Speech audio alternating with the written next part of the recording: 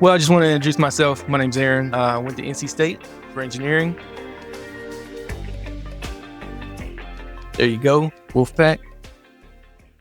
I've done roofing. I've done remodeling for about 6 years.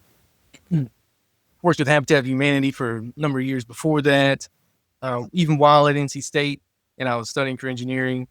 Graduated engineering, passed the EI, passed the FE exam, got my EI certificate. I'm working towards getting my PE license now. So anyway, I just found that not a lot of content out there for the DIY, the contractor who works in residential construction. And if there is, it's real high level. It's real high level, highly technical, not really down to earth. And so I decided, because I saw a gap on the internet, that there's not a real person out there making this stuff. So here I am. You're welcome. Again, my name's Aaron. I work for an engineering firm here in North Carolina. And as you can probably tell from the accent, but I've been in more crawl spaces than you could imagine. And I mean the worst of the worst and the best of the best. Some crawl spaces you can just walk in like a basement, and that's really nice. And then the next day you get in one and it's 12 inches tall and you got to lick spiders off the ground as you make it to the other side of the house. My hope with these videos is that you kind of get a grounded perspective about real world stuff, homeowner, residential, DIY, contractor stuff.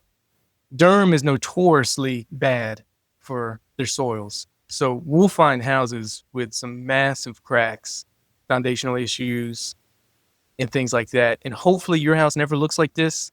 But for this video, we found this one in Durham. They called us, I think this was a house flip, actually. So they called us because these cracks were there when they started, hairline, but then over a month or 2 months or 3 months, since January or February till now, which is, almost the end of July, that crack has grown. And you'll see some photos. I'll show you some photos here, but it is a pretty substantial crack. It's really scary to look at. But we'll talk through it, kind of explain some things which you need to be worried about, other things you don't need to be worried about, kind of some things that you can live with, and what's really calls for an emergency structural repairs, whatever you want to call it. I'll kind of break down my perspective and my opinion on how I go about looking at these cracks or looking at these situations.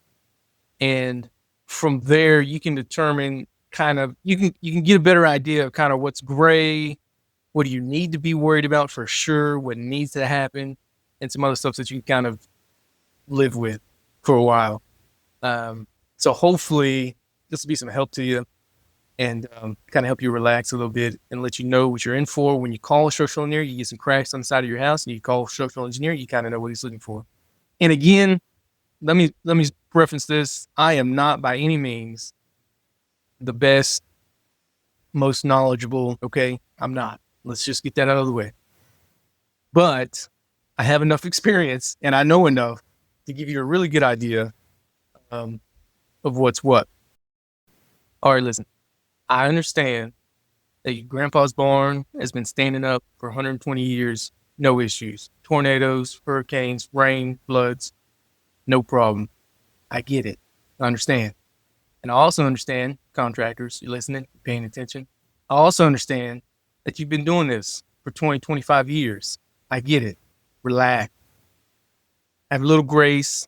What you have to understand from our perspective, from the engineering field, it's not about what you can prove in the field. It's about what I can prove on paper. Your world is making sure that it stands up and it looks nice. It's beautiful, it's functional, and it's safe. That's your job. I get it. My job, my world, I live in a world of permitting. I live in a world of politics. I live in a world of paperwork and red tape. So it's not about what you know on the field as much from my end, from my perspective. It's about what I can prove on paper. It's about what numbers I can show, what I can prove, that I can track all the way back to the beginning and submit underneath the red tape so that we can get the proper paperwork, we can get the proper permitting. Okay? So just relax a little bit. I know you contractors can be fussy about these things, but it's not bad.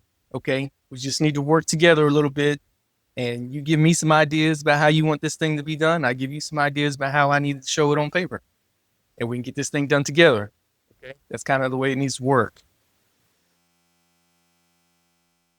I mean, let's be real. If you got 10 engineers in a room, 7 of the engineers are going to give you the same answer.